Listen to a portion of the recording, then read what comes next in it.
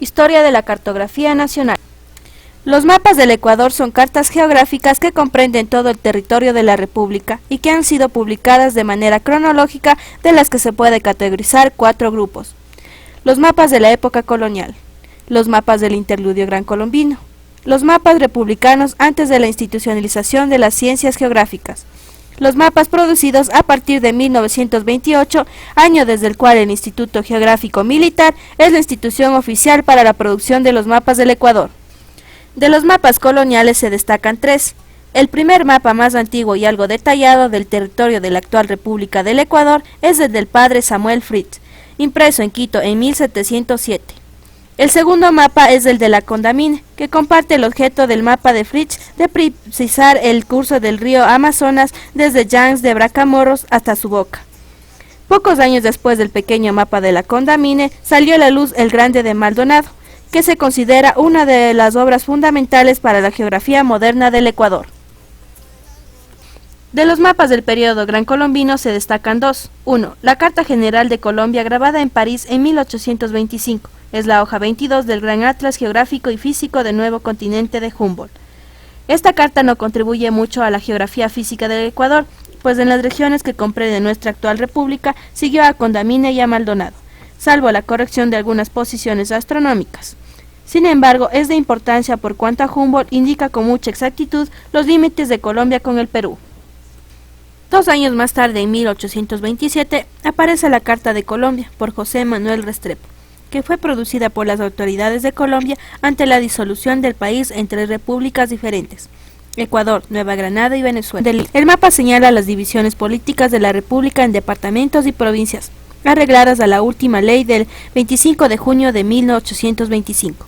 Ley que invoca el Ecuador en su arreglo de límites con la Colombia moderna. El trabajo permite concebir la importancia en la historiografía ecuatoriana del interludio gran colombino. La cartografía europea y americana hasta la década de 1860 se ceñía a los límites anteriores de 1802, que le otorgaba a la Real Audiencia de Quito el margen izquierdo del Marañón. Este hecho refleja el uso de los mapas de Restrepo, que unilateralmente ensanchaba los límites de la Gran Colombia hasta el sur del Marañón. Así, este mapa se convirtió en el modelo para las representaciones de Ecuador en mapas ingleses y franceses entre el 1830 y 1858. Los mapas republicanos antes de la institucionalización de las ciencias geográficas. Después de la independencia de 1830, el Ecuador siguió sin carta propia hasta el año de 1858, en el que salió a la luz la Carta Coreográfica de la República del Ecuador, por Manuel Villavicencio. En 1884 se publicó el Mapa del Ecuador por Santiago Basurco. Luego se publicó el Mapa de los Hermanos de las Escuelas Cristianas y en 1891 Bernardo Fleming publicó su Mapa General del Ecuador. Luego, en 1892, se publicó la Carta de Golf, y finalmente, ya en el siglo XX, se publica en 1906 el Mapa de Vacas Galindo, en 1922 el Mapa de Gualberto Pérez, y en 1924 el Mapa de Tufiño.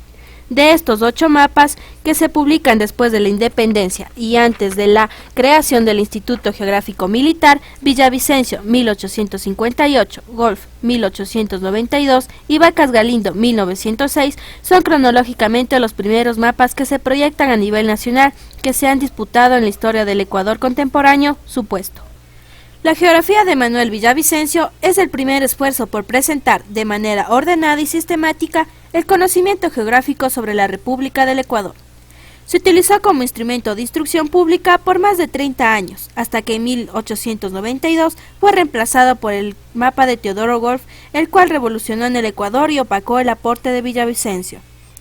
Villavicencio y Wolff resuelven el enorme desafío de poner en el mapa la región más enigmática del Ecuador, el Oriente. La representación del Oriente fue un elemento crucial para entender los mapas, porque es a la vez desconocido para la ciencia, estratégico para el Estado y habitado por otros. La cuarta etapa de la historia de la cartografía del Ecuador tiene una estrecha relación con el Instituto Geográfico Militar. Tanto Capello como Radcliffe han hecho valiosas contribuciones para el uso de la cartografía nacional. Durante el siglo XIX, tanto la ciencia como el Estado en el Ecuador se encuentran en un temprano proceso de consolidación. Su interacción en el contexto de la producción de los primeros mapas del territorio es mucho más ambigua.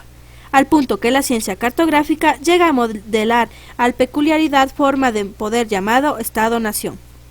Así, una vez que la cartografía se desarrolla y el Estado intenta tomarla como un instrumento de administración de la población, el Estado-Nación se convierte en el objeto de la cartografía, la cual define el territorio del Estado, de tal manera que se convierta en realidad geográfica. De esta forma, a través de los procesos del mapeo, un nuevo tipo de territorio y por ende un nuevo tipo de Estado aparece. Dentro de este proceso, el establecimiento de una frontera es fundamental, ya que crea un adentro y un afuera de la multiplicidad de espacios posibles.